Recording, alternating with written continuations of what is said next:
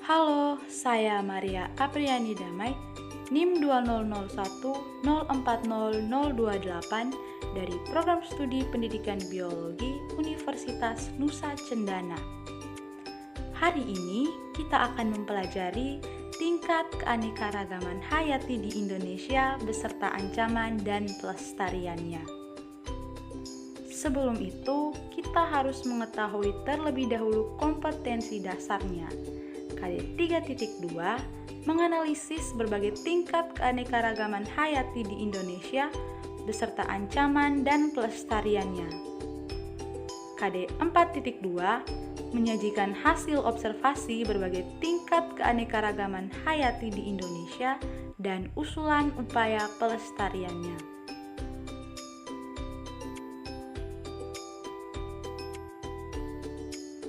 Nah, adapun tujuan pembelajaran kita pada hari ini, yaitu melalui pendekatan saintifik, peserta didik mampu menganalisis berbagai tingkat keanekaragaman hayati di Indonesia, beserta ancaman dan pelestariannya, serta dapat menyajikan hasil observasi berbagai tingkat keanekaragaman hayati di Indonesia dan usulan pelestariannya secara benar dan tepat. Selanjutnya ada indikator pencapaian kompetensi. 3.2.1 menjelaskan pengertian tingkat keanekaragaman hayati di Indonesia. 3.2.2 menjelaskan perbedaan tingkat keanekaragaman hayati di Indonesia. 3.2.3 menjelaskan karakteristik tingkat keanekaragaman hayati di Indonesia.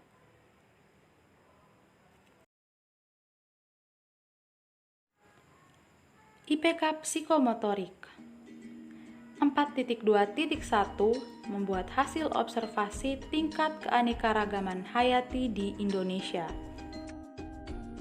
Nah adik-adik, sekarang kita masuk pada pengertian keanekaragaman hayati. Keanekaragaman hayati atau biasa disebut juga biodiversity. Nah, keanekaragaman itu sendiri artinya bermacam-macam, beraneka ragam, dan bervariasi. Hayati artinya segala sesuatu yang hidup. Jadi, keanekaragaman hayati adalah keseluruhan variasi pada makhluk hidup, mulai dari gen, spesies, hingga ekosistem pada suatu wilayah. Nah, selanjutnya kita akan membahas tentang perbedaan tingkat keanekaragaman hayati. Nah, yang pertama kita akan belajar keanekaragaman tingkat gen. Keanekaragaman tingkat gen disebabkan karena adanya variasi gen atau struktur gen dalam suatu spesies makhluk hidup. Jadi, keanekaragaman tingkat gen ini terjadinya pada satu spesies yang sama atau jenis yang sama. Keanekaragaman gen ini disebut sebagai varietas. Nah, sebagai contoh kita bisa lihat pada bunga mawar. Nah, kita bisa lihat di sini mawar ada yang berwarna merah, ada yang berwarna putih, kuning, dan lain-lain. Nah, mawar ini padahal satu jenis, tapi warnanya berbeda. Nah, ini yang mengakibatkan suatu varietas. Selanjutnya ada contoh kucing. Nah, di sini ada kucing hutan, kucing rumahan, kucing anggora, dan lain-lain yang kita lihat pada gambar. Nah, kita lihat warna bulunya berbeda-beda, bentuknya juga berbeda-beda. Nah, ini ditimbulkan adanya variasi dari gen. Nah, dari gen kita masuk pada keanekaragaman tingkat spesies. Keanekaragaman ini ditemukan pada komunitas atau kelompok berbagai spesies makhluk hidup dalam genus atau famili yang sama. Jadi, walaupun mereka berbeda spesies, namun mereka dalam satu genus atau famili yang sama.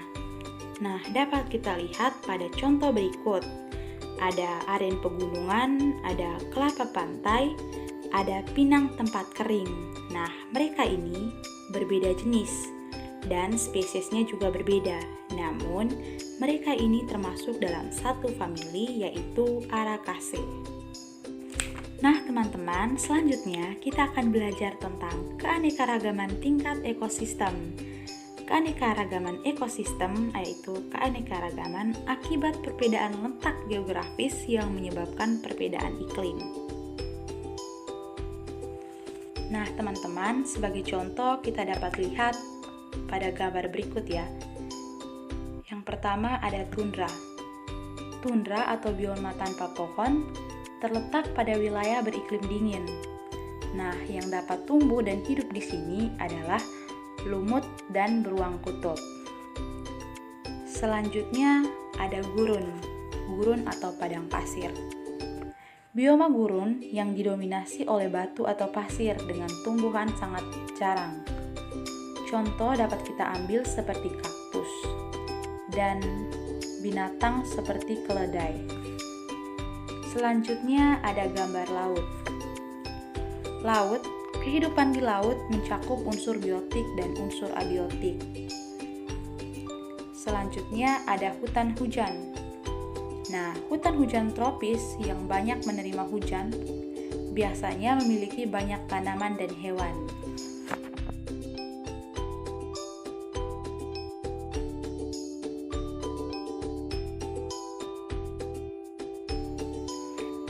Nah, teman-teman, selanjutnya kita akan mempelajari karakteristik keanekaragaman hayati. Apa sih karakteristik dari keanekaragaman hayati? Yang pertama ada fauna bertipe oriental, Australia, dan peralihan. Kita lihat satu-satu ya, ada tipe oriental. Contohnya itu ada badak, ada gibbon, ada monyet, ada tapir, dan babi rusa. Nah, yang kedua ada tipe Australia. Kita lihat pada gambar, contohnya di situ ada kasuari, ada walabi, ada koala dan kanguru, dan ada juga burung cendrawasih. Nah, yang ketiga ada tipe peralihan. Nah, dapat kita lihat pada gambar ya teman-teman. Di situ ada anoa, ada maleo, ada rangkong Sulawesi, ada singa pawar, dan musang. Selanjutnya ada karakteristik flora Indonesia bertipe Malaysiana. Nah, apa sih flora Indonesia bertipe Malaysiana ini? Nah, mari kita lihat ya. Flora Malaysiana adalah suatu daerah luas yang meliputi Malaysia, Indonesia, dan Papua Nugini. Contoh flora yang ditemukan dapat kita lihat pada gambar yang pertama. Di situ ada contoh pohon jati dan pohon meranti. Dan selanjutnya pada gambar yang kedua ada pohon cendana dan pohon rotan.